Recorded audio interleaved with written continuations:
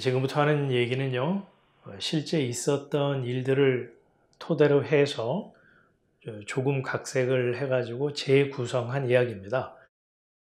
꾸며낸 게 아니라요, 우리가 살아가다 보면 누구나 한 번쯤 생각해 볼 만한 얘기다 싶어서 이 카메라 앞에 앉아 이야기를 해보려고 합니다. 이 말기암 판정을 받은 한 사람이 있었습니다. 건강을 참 잘 챙기던 사람이었는데요. 이 암의 고통은 남의 얘기라고만 생각하고 살았던 그에게 말기암 선고는 하늘이 무너지는 듯한 충격이었을 겁니다. 죽음이 언제 닥칠지 모른다는 그 두려움, 또 어떤 죽음을 맞이하게 될까 하는 그 불안감. 그런 그에게는 어떤 맛있는 음식을 갖다 줘도 또 두툼한 돈다발을 쥐어준다고 해도 기쁨일 수가 없겠죠. 죽음 앞에 서니 모든 게 의미를 잃고 심지어 자식도 아내도 멀게만 느껴졌습니다.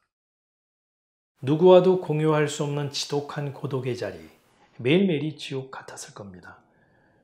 그러던 어느 날 친구가 병문안을 왔습니다. 꽃다발을 들고 와서 힘내라고 응원해 주었죠. 참 심성이 착하고 정 많은 친구였죠. 그런데 그 친구가 병문안을 하고 돌아가는 길에 중앙선을 넘어오는 차와 충돌해가지고 갑작스럽게 세상을 떠나고 말았습니다. 병문안을 온 사람이 집으로 돌아가다가 그렇게 죽을 줄 어느 누가 예상이나 했겠습니까? 또 다른 친구는 건강검진에서 아무 이상이 없다는 의사 말만 믿고 건강을 자신하던 사람이었는데요. 어느 날 밤에 잠든 채로 세상을 떠났습니다. 사인은 심장마비였죠. 주변 사람들은 큰 고생 없이 갔다면서 호상이라고 말했습니다. 병상에서 그 소식을 들은 그런 허망하고 허탈했을 뿐입니다. 또 다른 친구는 집 열쇠를 두고 나온 걸 뒤늦게 알고 담을 넘다가 그만 떨어져서 크게 다쳤고요. 회복하지 못하고 결국 세상을 떠났습니다. 운동신경이 뛰어난 만능 스포츠맨이었던 사람인데 그 한 번의 실수로 그렇게 된 거죠. 너무 어이가 없어서 눈물도 안 나오더라는 겁니다. 또 그에겐 오래된 절친이 있었는데요. 65세가 넘도록 일을 사랑하고 일에서 에너지를 얻는 사람이었죠. 돈이 필요해서가 아니라 일이 너무 좋아서 열심히 살았던 사람이었습니다. 그런데 그 친구도 코로나19 바이러스에 맥없이 무너졌습니다. 가족에게 작별 인사도 못한 채 중환자실에서 외롭게 세상을 떠났죠. 건강하던 친구들, 어제까지 멀쩡하던 사람들이 하루아침에 사고로, 병으로, 갑작스러운 죽음으로 하나둘 떠났습니다. 그는 늘 내가 제일 먼저 죽을 것이다 이렇게 생각을 해서 그 억울함에 눈물을 흘리곤 했는데요. 오히려 이렇게 자신만 병상에 덩그러니 남게 된 거죠. 그래서 잠시 묘한 그 안도감이 들기도 했답니다. 하지만 그 안도감도 잠시뿐 주변 상황을 돌아보니까 더 복잡하고 힘들었다는 거예요. 자신이 누워있으니까 자식들 사이에서는 재산 문제로 서로 다투다가 형제들끼리 서로 등을 돌렸고 병실에 찾아오는 이유도 상속 문제 때문이었다는 거예요. 큰아들은 사업이 망해서 빚을 지고 도망 다니는 신세가 됐고 딸은 이혼 후에 홀로 아이를 키우는 상황이 되고 보니까 가정은 산산조각 났습니다. 그의 마음은 복잡하기 짝이 없었고 몸의 고통과 정신적 스트레스는 밤잠을 앗아갔죠. 흔히들 개똥밭에 굴러도 이승이 났다라고 하지만 이렇게 살아있는 게 과연 복인가? 그는 깊은 고민에 빠졌다고 합니다. 아마 영상을 보시는 분들 중에는 이렇게 말하는 분도 계시겠죠. 이런 일들이 모두에게 흔한 게 일어나는 일이라면 세상이 어떻게 정상적으로 돌아가겠는가. 극히 일부에게 일어나는 일을 전체처럼 말하면 지나친 일반화 아닌가. 네, 맞습니다. 저도 인정을 합니다. 하지만 확률이 낮다고 해서요, 남의 일이라고 할 수는 없겠죠. 우리들의 얘기입니다. 우리는 천년만년 살 것처럼 생각을 하지만 사실 누구도 내일을 장담할 수 없죠. 멀쩡한 사람도 시한부 판정을 받은 사람도 마찬가지입니다. 제가 하려는 말은 내일이 없으니까 대충 살자 이런 게 아닙니다. 또 오늘 마음대로 먹고 마시고 즐기며 살자는 것도 아니고요. 이기적으로 살아도 된다는 의미는 더더욱 아닙니다. 사람은 누구나 내 인생은 나의 것이라고 여기며 살아가잖아요. 그런데 정말 내 인생이 내 것일까요? 내 것이라면 죽고 사는 문제도 내가 조종할 수 있어야 하고요. 죽음에 이르는 과정도 나의 계획과 생각대로 진행되어야 하겠죠. 하지만 현실은 어떤가요? 갑작스럽게 죽음이 찾아오면 아무도 막지 못하고요. 죽음에 이르는 과정이나 방법도 나의 선택이나 의지와 별개일 때가 다반사이죠. 그렇다면 과연 내가 내 인생의 주인이라고 말할 수 있을까요?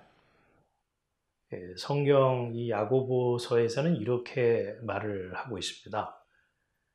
너희 생명이 무엇이냐? 너희는 잠깐 보이다가 없어지는 안개니라.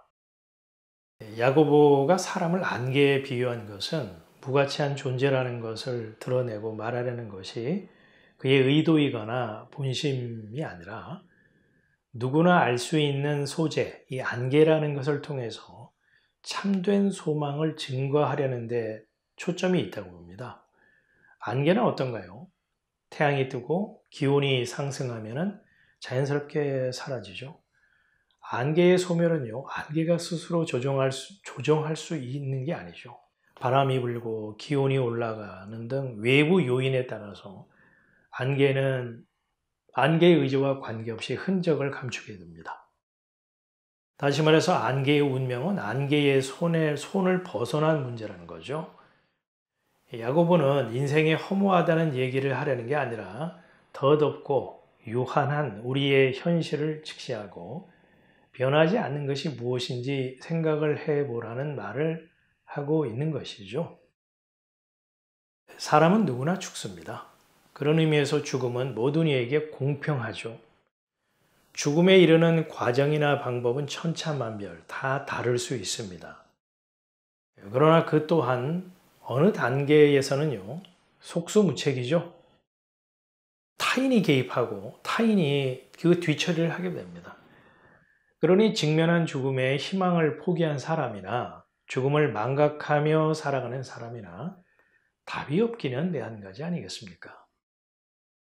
그래서 결국 답이신 분이 오실 수밖에 없었다고 봅니다.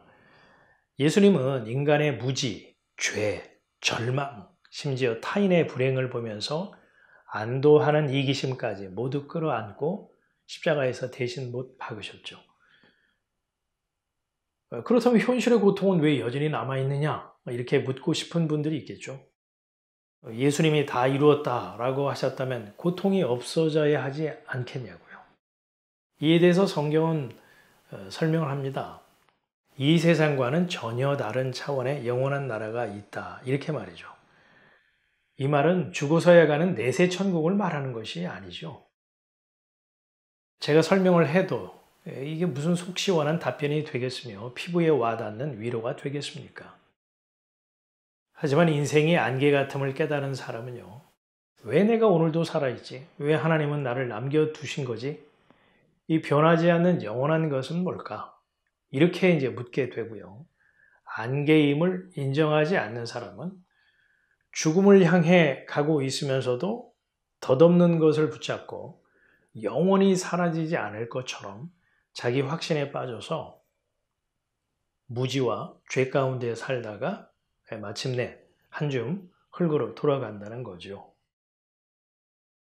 하루살이와 모기 이야기가 생각이 나네요.